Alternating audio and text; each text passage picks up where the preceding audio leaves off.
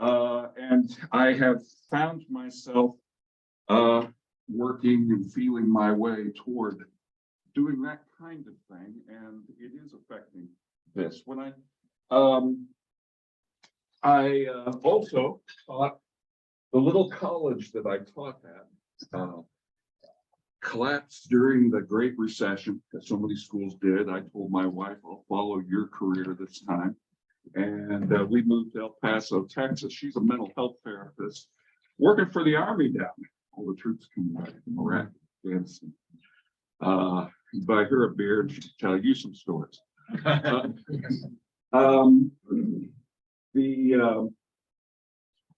then I worked in taught high school special education for about 9 years, and with a complete career change.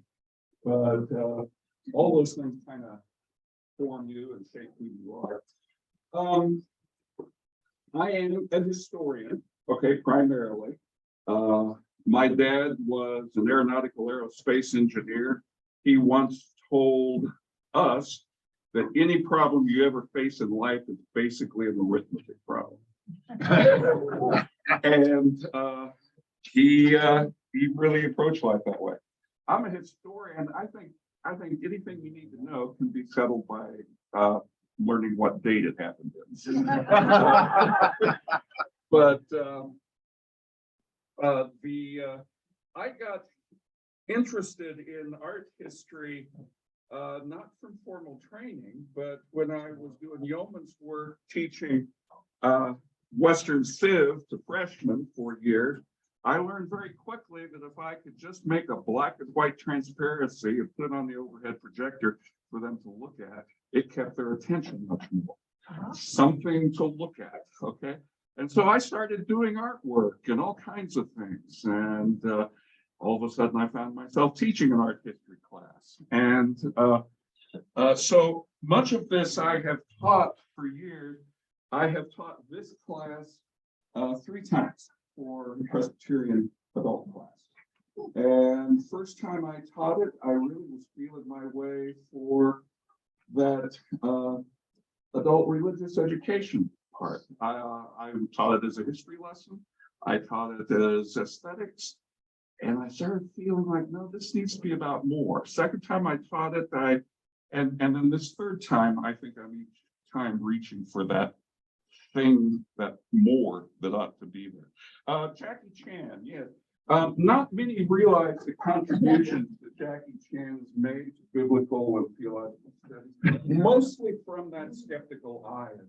Okay, and I'm not really sure what problems he's concerned with, but there are 2 that have bothered me with what we're doing, and so I want to start here with addressing a couple of problems. One is that problem of images. Now, that seems like it ought to be an easy problem to address. No images, right? But it's a lot harder than you would think. What did Jesus really look like? That seems like it ought to be a complicated problem, but it's actually pretty easy. We have no idea. That's really the short answer of that. But that never stopped the faithful in the church from trying to fill in that gap. Some of you guys are from Wisconsin, I think. There's a town up there that I've never been to, like Wobegon. They say there are 2 religions, Lutherans and Catholics there, and the main difference is the Catholics worship images. Now my wife is Roman Catholic, and I have never seen her worship images. But then I don't know what she does when I'm not watching. I don't know about that. I start from PJ the dog here. This is if you're a dog person or not. If you're a dog person, you are fortunate if one time in your life you have that dog that you really connect with and bond with. PJ was that for me. He's gone now. We hiked the desert canyons and mountains in southern New Mexico and southwestern Texas. Colorado Springs, we hiked all around Pikes Peak, some great hikes around there. And a few times a year, we drive out to the Collegiate Mountains. It'd be about 4 hours round trip. We do that. And PJ an entirely different experience of the heights than I had. Okay. I took most of, and I smelled the pine and the earth, but I took in most of it through eyesight, through seeing. PJ, he just wasn't interested in that at all. His nose was down on the ground, taking it in through smells. I have no idea what his experience was. And I think he had no idea what my experience was. We just had, you know, with all our connection, with all our bonding, we had two different ways of experiencing the world. I took this picture one December of the Collegiate Mountains. I don't think PJ even saw that scene. The quote is from a poet, Billy Collins. I really love the quote. When the gift of sight is cause enough for jubilation. PJ had his nose to the ground. I had no idea what he was experiencing. Okay. He had no idea what I was experiencing. Now he'll look out the window and see if anybody's walking past the house. But smell is how he experiences the world. Just because we are human beings, we experience the world through sight, through seeing, in a way that's not quite the case for other animals. There's a book that came out this summer, and I'm not exactly sure what they mean, and I can't defend this claim, but it says that humans have the most acute daytime eyesight of any other creatures other than eagles. Now, maybe if I get my glasses fixed, that might be true for me, but I don't know about the rest of you. But we are seeing, perceiving creatures, okay? And that affects everything about us. Here's a very strange quote I run into. Quotes from Aristotle, Bonaventure, I'll tell you about him in a minute. The soul never thinks without an image. Okay, the soul never thinks without an image. Bonaventure was a theologian, high Middle Ages, University of Paris, right alongside Aquinas, and Bonaventure contributed to the development of a devotional practice in the religious order, which was just pervasive for Christianity for the next century. Among the things that I'll be talking about, most of what I'm going to do is pretty standard art history kind of stuff. If I get into anything that's kind of my peculiarity, or I got a wild hair for something, and that's what this is. With Bonaventure, this went into Protestantism with the Puritans, the Reformed tradition, also with the Methodists, right up into the 20th century. And Protestant culture's completely forgotten this. I don't know how it disappeared. It's called gospel meditation. Roman Catholics associate it with Ignatius Loyola and the Jesuits, but it's hundreds of years earlier. And they would form a picture of a gospel scene in the imagination. And there'd be a guide that would be sending them along, and the guide would tell them to fill in the details for this imagined scene. And then they would instruct them to locate themselves in the gospel scene. Locating themselves in the gospel scene, then they would be told to examine it with the five senses: to see, to smell, to touch, to taste, to hear. And it issues in a kind of colloquy, a praise. Now, the most popular gospel scenes were the birth of Christ, the Nativity, and our Christmas carols tend to continue this meditational practice, which we don't identify anymore. And the Passion scene. Okay. Those two, but other scenes as well. Bonaventure contributed to that in his work on imagination in the High Middle Ages. And the quote he loved from Aristotle: "The soul never thinks without an image." We never think without that. And then there's Sergeant Schultz. Now, you guys are telling your age here. Yes. If you don't know the cultural reference, look it up or come talk to me. Sergeant Schultz, I see nothing. We always have an exception. Now, many of you are associated with public school. This rubric here is just pervasive through the public schools. If you're not in public school, you probably never ran into it. If you are, you probably can't get away from it. 4 learning styles. And I'm sorry, I'm getting a little out of breath. This is, I had a surgery. I'm still recovering from it. 4 learning styles. If we're going to deal in stereotypes, you got 2 Protestant ones and 2 Catholic ones here.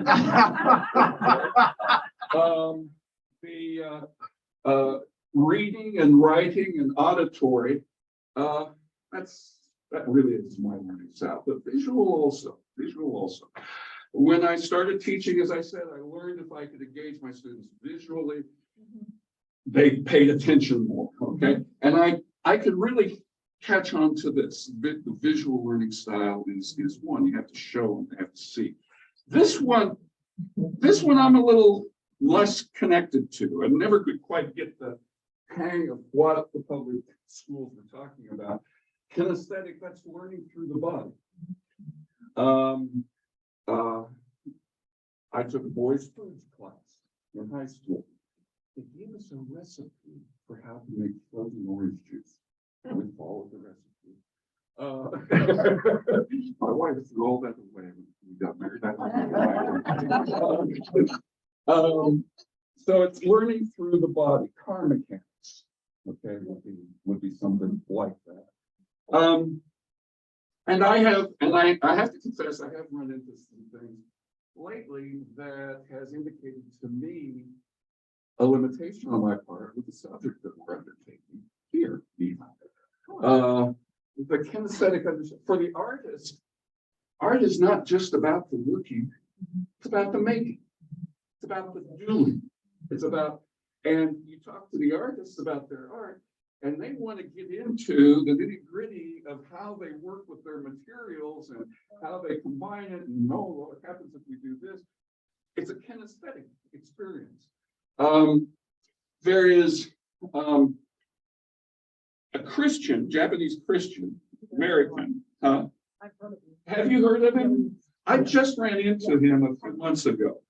A little skinny book, too expensive to buy, Xerox.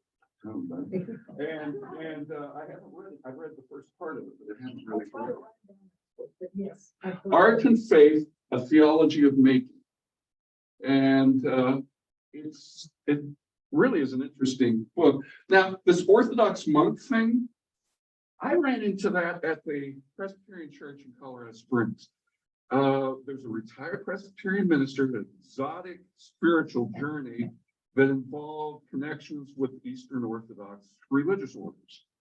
And in the Eastern Orthodox religious order, she became interested in the Greek icons, and she taught a lesson there on that.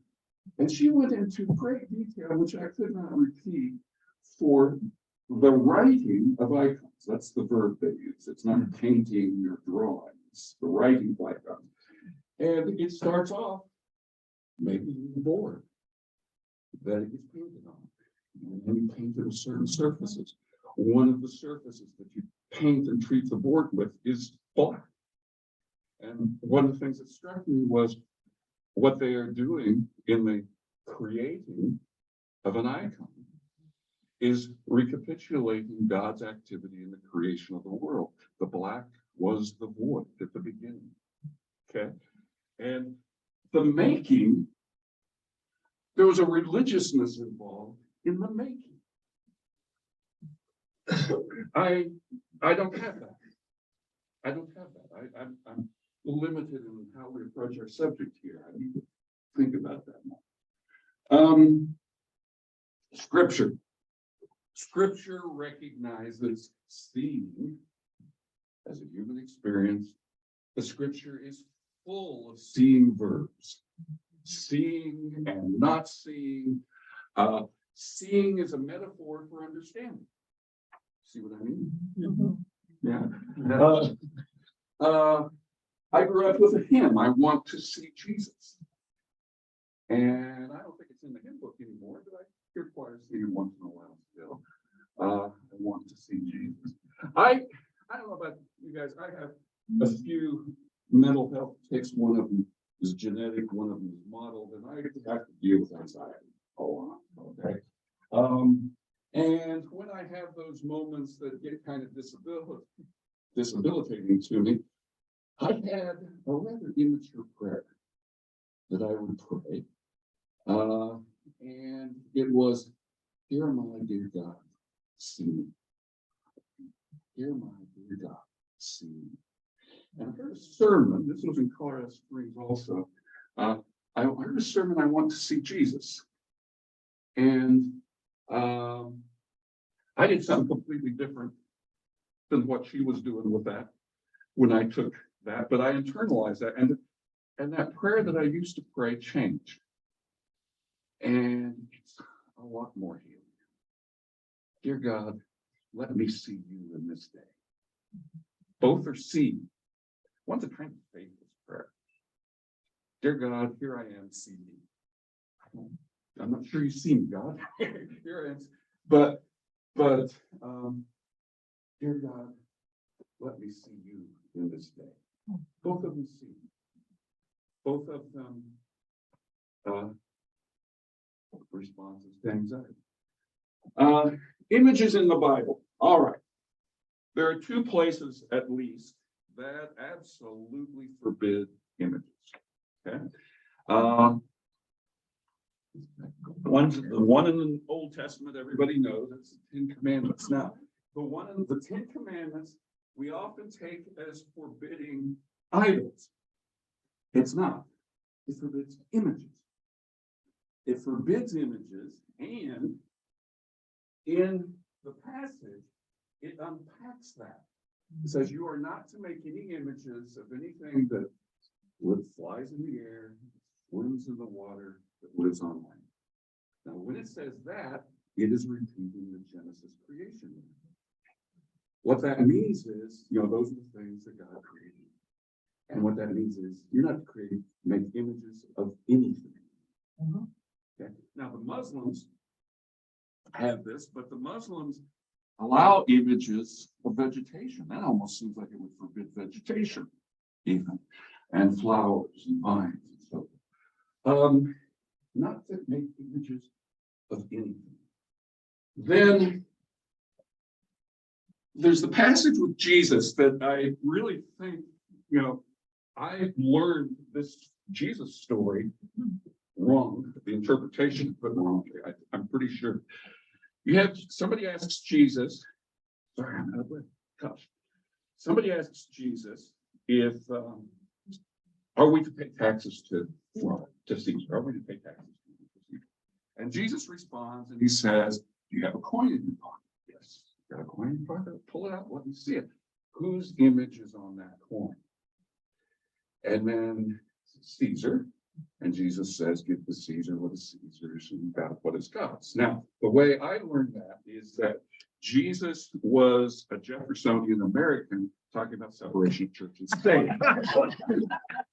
Okay. And what really is going on there is a thing about the image within his own time. Whose image is on that coin? Caesar.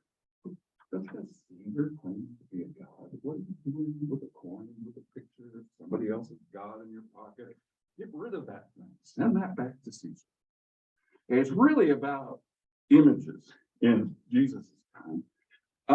Both of those are pretty condemning of images. But, however, on the other hand, okay, God starts off in Genesis, "Let us make man in our own image."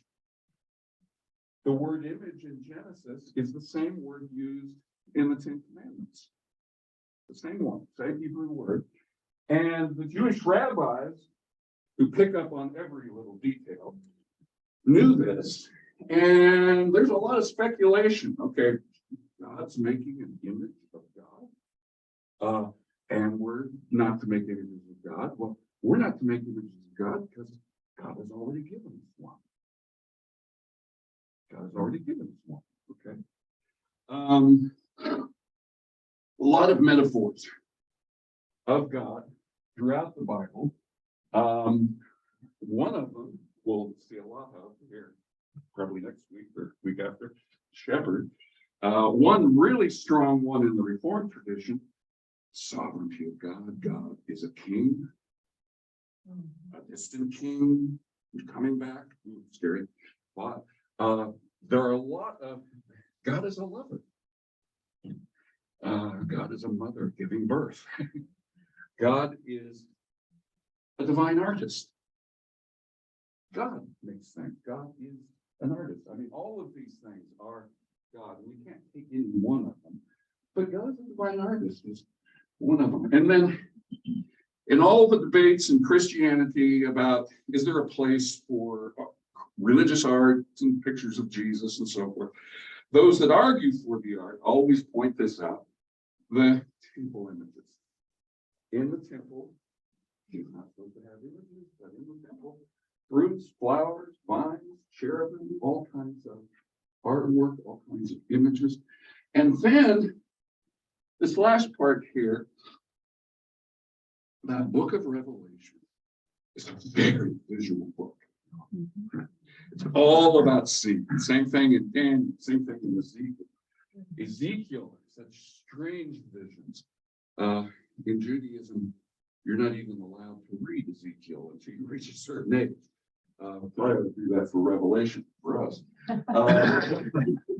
So they are, and the Gospels themselves are representations of Jesus in a certain way. They are themselves presenting to us Jesus.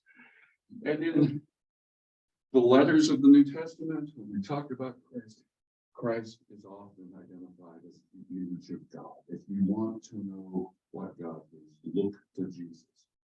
That is what God is. So there is a lot of forbidding going on here, but there's also the buts, the howevers, on the other hand.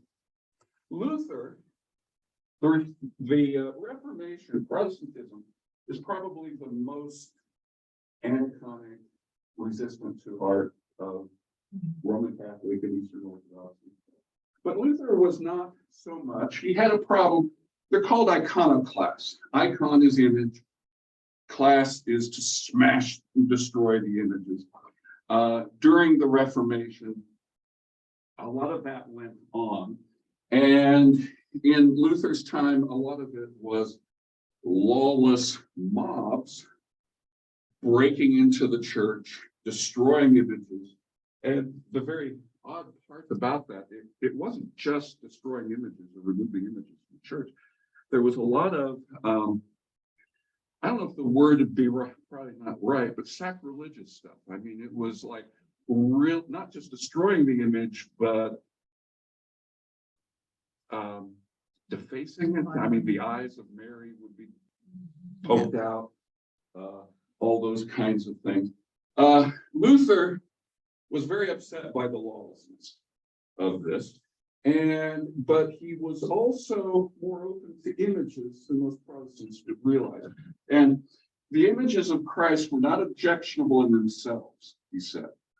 And then notice this quote, because it's that religious meditation practice that I talked about with Bonaventure.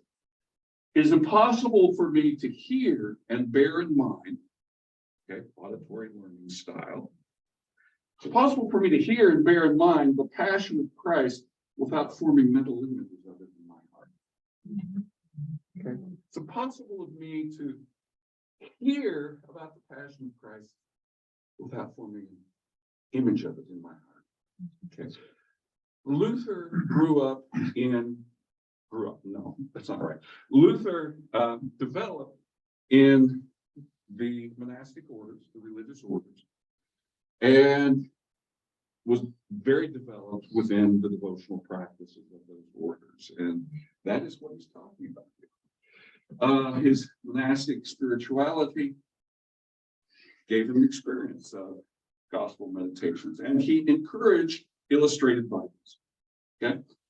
The Reformed tradition is different. Okay. The Reformed tradition is very different. They're more suspicious of images than Luther and his side of the Reformation. And the emphasis is on God's transcendence. God is above any representation, any imagining. God is. And in the Institutes, Calvin has a very long passage against images, against religious artwork. And he argues with those that argued for it. John of Damascus, which I'll refer to later.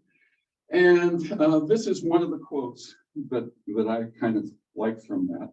The majesty of God, which is far beyond the reach of any eye, must not be dishonored by unbecoming representation. Now, I do not know what Calvin meant specifically by unbecoming representation, but he's not that far off. He's not that wrong with what was going on in his day. The Catholic Church, Council of Trent, called for limitations on Roman Catholic art because much of it was getting erotic. Okay, you know about Michelangelo with the nudes and so forth. There's one particular subject that the Council of Trent just condemned absolutely. And it was Jesus suckling on the breast of Mary, and those paintings had just become erotic. Okay. We talked about how sexualized our culture has become. And that we're not the only ones that deal with that. But I don't know if that's what Calvin is talking about here. But even the Catholics were becoming concerned and trying to pull back on some of those things. Calvin forbid illustrated Bibles. Okay. Not gonna have that. Yeah, no organ. Yeah, no harmony. Yeah, no harmony. With the Puritans, you could sing the Psalms. You could sing the Psalms, but that was it. The churches began to introduce the classical English hymns because the Psalms really weren't appropriate for the Lord's Supper, for the Eucharist. And so hymns began to come in when they started realizing the limitation for that. And that's Wesley and all of those guys. Calvin, okay, yet, on the other hand, Calvin did not like the gospel meditations, and he spoke against that I described to you. But he encouraged meditations on heaven of the same sort, forming a picture of it in your imagination, placing yourself there. He encouraged meditations on heaven, and because it supported his theology of unity with the heavenly Christ. So imagining the heavenly Christ. Now, Augustine here. Now, I struggle, and I am not going to give a resolution to this problem of images. Okay, but I am putting together thoughts. I'm thinking Augustine kind of gives me a direction of thought here. He says, when speaking about God, our only choices are to speak in halting, inadequate words. I mean, that is Calvin. Or to remain silent. Okay? And that puts us in a paradox here of God is beyond all human expression, and yet we're obligated to name and praise God. That's the paradox. Okay? And Protestants have by and large accepted that paradox and work within that paradox. But not so much with art. Not so much with art. We also recognize the inadequacy of images, but we tell the artist to be silent. Okay, and I think that's kind of where I'm kind of thinking a little differently than the way I was raised these days. But rejected the artist's obligation for artistic expression. All right.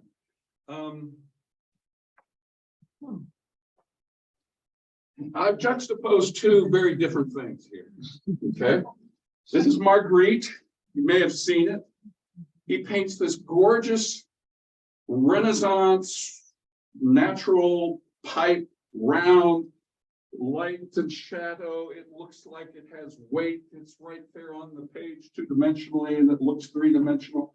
And he writes a inscription under it inscription in French. This is not a pipe. Duh. Okay. John of Damascus, same thing. Now, John of Damascus is writing in the 700s. He's an Eastern Orthodox teacher, recognized very much in the West and read in the West. He wrote a very famous treatise on holy images or holy icons. At the time, the Eastern emperors had decided to condemn any religious art and went on a rampage for a little less than a century of destroying all religious art in the East. John of Damascus writes this, defend religious art. It is one of the main writings on the subject. It gets quoted, it gets cited a lot and discussed a lot, but not for what I'm going to point out. I'm getting a little off the beaten path. What he's known for is a very subtle Greek language about different kinds of worship, different kinds of ways to worship and how you relate to God and how you relate to images and the realism of God in those images. It's very subtle and it's impossible to grasp in English or in Latin. I'm not interested in that so much. Calvin was, and he argues with him on that, so if you're interested. Here he says, an image is a likeness of the original with a certain difference, for it is not an exact reproduction of the original. Duh. Not a bad thing to be reminded of, though, okay? An image is a likeness of the original with a certain difference, for it's not an exact reproduction of the image. This is not a pipe, okay? This is a pretty famous painting. It shows up in art history textbooks. It was a very popular subject during the religious wars. Protestants and Catholics were really bad things to each other. Poussin's is one of the more famous ones. And Protestants and Catholics were fighting over images. Okay, and that was a part of it. It is thus seen in the Old Testament, maybe in the whole Bible, about idolatry. It is an image about the dangers of images. Okay. He doesn't paint a golden calf. This is a bull, much more substantial. And this bull is stepping forward. You see the muscle bulging. He's got a crown of jewels on his head, and he's got a long dangling earring from his ear full of jewels. And the people are giving their supplications to it. Others are dancing ecstatically at the presence of their God. And the storm clouds are forming in the back. And over here is Moses coming down from the mountain with the tablets about ready to smash. Okay. It is an image. How about the dangers of images here with this? Aaron says, not, this is a picture of your God. Aaron says, this is your God. Okay. This is not a pipe, but this is your God. Very different. It's an image that denies that there's any difference between it and what it represents. Okay. It's an image that refuses to be negated. It's an image that kind of lies. All right. Now, all right. This is going to be the theological lesson. This work gets kind of deep and complicated, but it's quick and it'll be over with soon. Religious expression, whether it's in language, whether it's in art, whether it's in symbol or story or music, any religious expression All religious expression refers both to a finite entity, an event or person that does appear, and the sacred that appears through it. Even with the religious art, it's trying to speak to us religiously. It's asking for a religious response. Now, what is that religion? Does that mean it's an idol for us to worship? Yeah. Religious expression is initially about things, but about them as manifesting a dimension of ultimacy beyond him. Now, this is Langdon guilty. I don't expect him to know him. I changed his quote. He says religious language here. I say religious expression. I don't think he's right. Tillich, I think he would know. Tillich is talking about symbols, and I make it talking about religious expression more generally. I think Tillich would mind that I changed it, but I don't care. But that finite entity must negate itself and point beyond itself. It must not itself become absolute or beyond prophetic criticism. Okay, that's true of religious language. It's true of religious art. It's true of religious language. It's true of religious art. We are limited. Our words are inadequate, and yet the choice is to be silent or to name and praise God. The same is true of the art. But it should not become absolute. It should be open to prophetic criticism. Okay. And it's that ultimacy, that transcendent, that is pointing to. It's pointing to. And that's that spiritual development part. Okay. I think this ought not to be just a history lesson. I think it needs to speak to us. I think it has things to say to us that religiously we are going to disagree with, be offended by. It'll have other things that will speak to us. Okay. And perhaps help in our development. This is your God. The problem for the image that it's a problem for the image that refuses to be an image. It needs Jackie Chan's critical eye. Okay, it needs Jackie Chan's critical eye.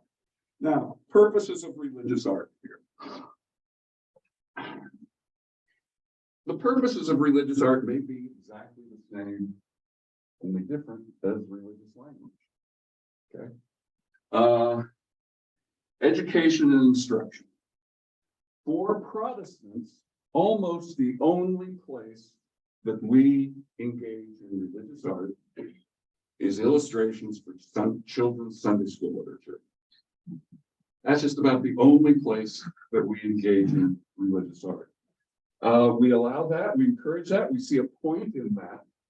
And one of the religious language is to educate, to instruct. Religious art has that as well. One of the great spiritual leaders of the early Middle Ages, a pope by the name of Gregory, said that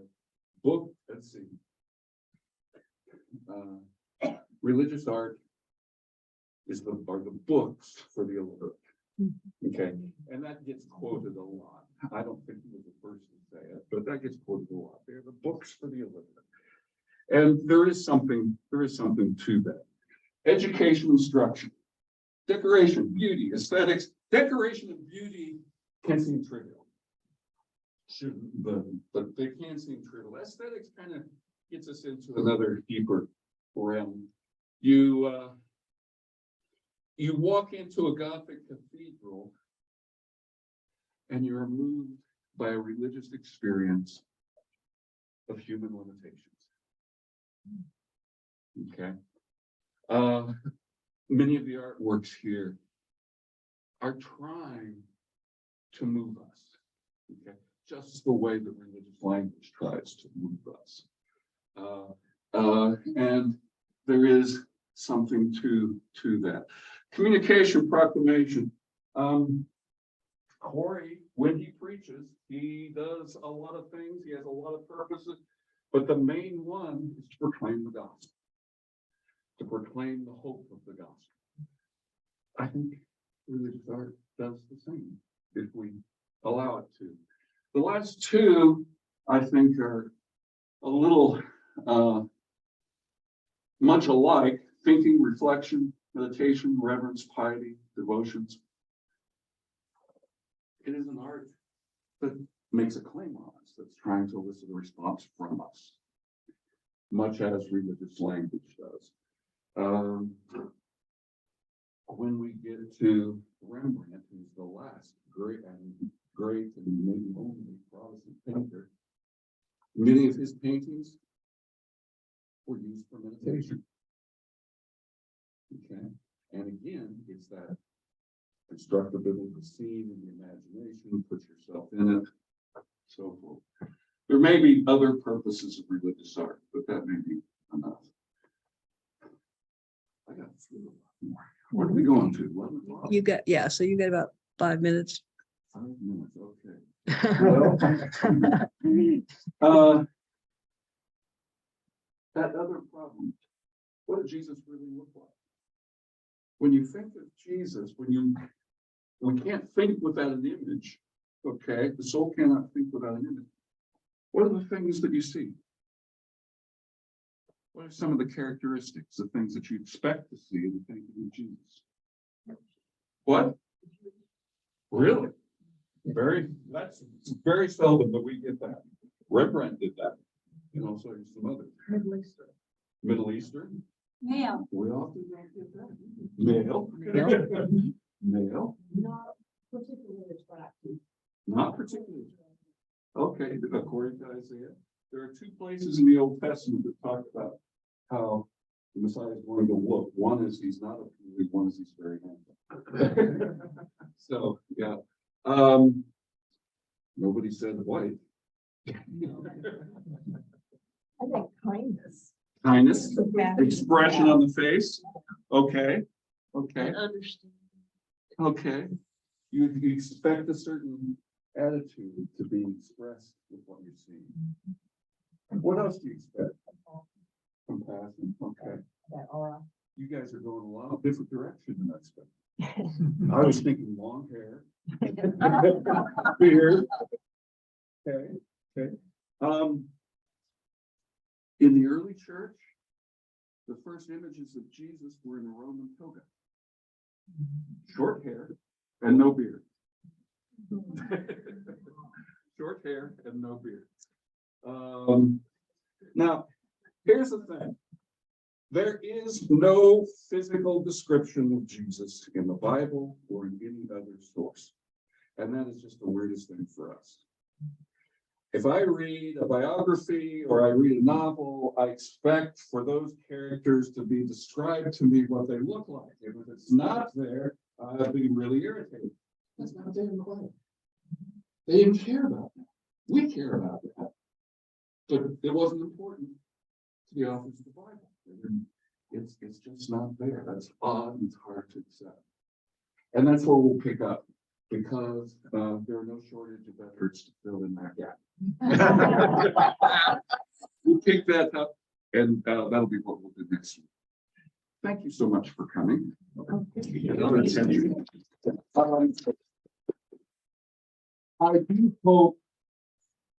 I do hope that you sense that my teaching style is conversational, and I would like for you to jump in and ask questions and make observations, and I will ask that from time to time. But please, I know sometimes it seems like